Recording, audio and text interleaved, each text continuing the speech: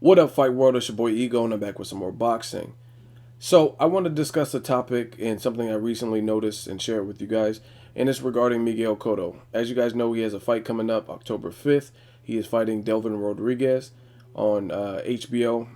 I think he said he wants to finish his career with Top Rank, and he has that fight coming up. His last fight, he lost to Austin Trout in his second home, which is New York, Madison Square Garden, in an upset because Austin Trout was not the favorite, I believe, in that particular fight.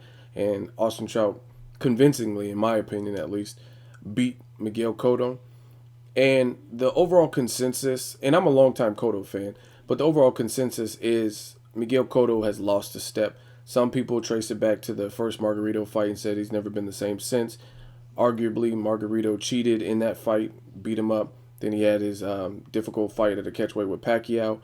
And although he gave Mayweather some problems, one, I think a lot of people embellish because they seen Mayweather with a bloody nose and kind of give Cotto more credit. But even the rounds where he was landing a lot of punches on Mayweather, Mayweather was still winning a lot of those rounds. So he did connect with Mayweather more than we would expect based on Mayweather's past fights and his defense. But at the same time, even some of the rounds where you could say he landed his best shots, Mayweather still won those rounds. So in the grand scheme of things, I think people over exaggerate or over embellish how good he did in that fight. Like I said, take nothing away from him. He definitely gave Mayweather a tough fight, but Mayweather won a lot of those rounds. And if you watched a lot of that in slow motion, a lot of those shots were kind of deflected, grazing. He didn't land three consecutive punches necessarily, or three flush punches. It's very hard on guys like Mayweather and Rigondeaux to land a succession of punches. Either way, he gave Mayweather a tough fight, and we remember that. But the Austin Trout fight, he doesn't look the same. As far as Cotto, one of the things that I have a problem with is I don't know if the passion is still there. He's a fighter that's dedicated most of his life, his adult life, to the sport.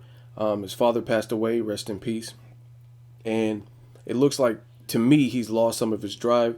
He wants to spend as much time with his family because obviously he's had to neglect them for training camps and neglect them because his main focus and priority was his livelihood, which was boxing. So his passion, to me, is kind of questionable. Is he still hungry? Is he still hungry to be a top contender, especially with his losses to Pacquiao and the Margaritos?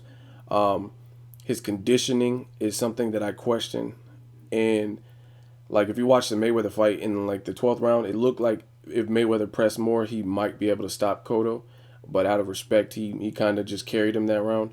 In the Margarito fight, Margarito's eye was severely fucked up from Pacquiao when Pacquiao broke his orbital or whatever. So in the Margarito rematch, Cotto was almost lucky in the sense that he was boxing sharp, but he looked like he was starting to tire, and Margarito was still in front of him and didn't want to stop the fight, but his eye was just too severe and the doctors wouldn't let it continue. But I'd be anxious to see how that fight would have played out if Margarito's eye would have held up, not taking anything away from Cotto in that performance because he did look sharp, but he exerted a lot of energy staying away from Margarito, not trying to let Margarito duplicate what he did in their first fight. And the later rounds would be the tell-all to see if, because I believe Margarito stopped him in the late rounds in the first fight. So it would have been interesting had Margarito's eye held up a little bit better. Definitely stamina issues in the Austin Trout fight. Miguel Cotto looked pretty piss poor to me. I know Austin Trout is a crafty, slippery fighter, but he just looked really lethargic, really slow. His power didn't seem like it was the same. And overall, I don't think Cotto's best weight class is 154, personally. I've heard there's long-standing rumors where he doesn't like to train or doesn't like doing cardio and stuff, so he was kind of forced out of 147 as he got older and matured.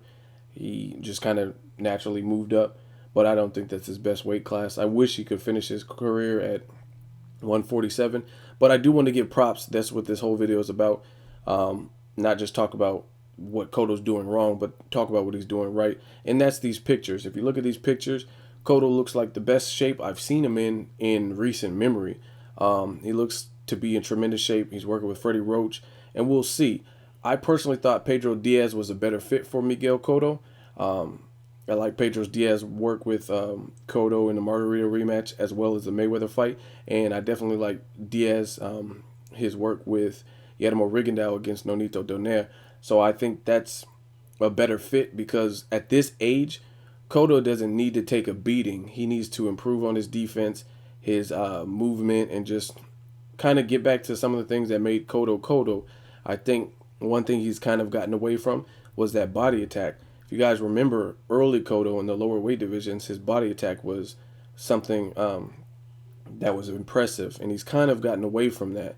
And I just think overall Pedro Diaz is more of a well balanced trainer. I'm not saying he's better than Freddie Roach or anything, but his approach I think is going to be different. Plus, they both speak Spanish and that kind of thing. So sometimes just working with somebody who has that common denominator, that language common denominator, can help versus Freddie Roach, who is sick.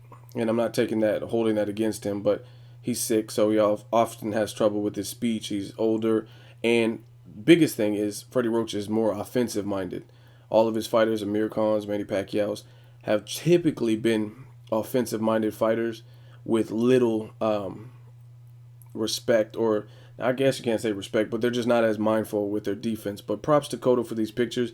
He looks like he's in tremendous shape, and I think his career is at that crossroads where he has to beat Delvin Rodriguez. Delvin Rodriguez is a solid opponent, but he's not a world beater. Austin Trout's already beat him. He's not a world beater. This is a confidence builder fight for Miguel Cotto to kind of get him back in the picture. And if he can't convincingly beat Delvin Rodriguez, I think he might as well just hang it up, because this is what people are expecting. A lot of people thought he would walk Austin Trout down and look better than he did, and he didn't. So they're talking about making a fight with Saul Canelo Alvarez and Miguel Cotto. For that to happen, I really think Cotto has to look good. Again, he looks good body-wise. It looks like he's taking his training seriously. I've seen select videos where it shows a little bit of his training, and he looks pretty good as far as the little snippets that I've seen. But it takes more than having a good physique, as we all know in the sport of boxing, to win fights. Because if that was the case, Andre Berto was in tremendous shape for the Jesus Soto Caras, and he was hurt in round 1 and got knocked out in the 12th round. So body is not everything. Physique is not everything. You can be chiseled, still get hurt. Ruslan Provodnikov, physique-wise, doesn't look as impressive as Timothy Bradley, yet he was hurting Timothy Bradley more than Timothy Bradley was probably hurting him. So it's not all about physique in the sport of boxing. That's part of it, training and getting in good shape and good conditioning, but mere physical appearance, what you look like on the outside, really is meaningless in the sport of boxing. There's tons of punchers who don't look strong. Like if you look at John Molina or Mikey Garcia, they don't look like bodybuilders or anything, but they can crack. So just a quick boxing lesson. A lot of you guys already know that. So I'm anxious to see how Miguel Cotto looks. Like I said, he has to look impressive. He has to do his thing. All eyes on Miguel Cotto. He's at a crossroads in his career, so hopefully he does well, and we get to see a good fight with him and Saul Canelo Alvarez. I'd really like to see that fight, and that's where the money's at. I know Canelo doesn't want to downgrade money-wise to fight someone like Erislandy Lara, which is going to be a significant... I don't even know if they would sell that on pay-per-view, but you can definitely sell Puerto Rico versus Mexico fight with Canelo and Miguel Cotto, because they both have that star power. Let me know what you guys think of Miguel Cotto in these pictures. Does he beat Delvin Rodriguez? Will he lose that fight?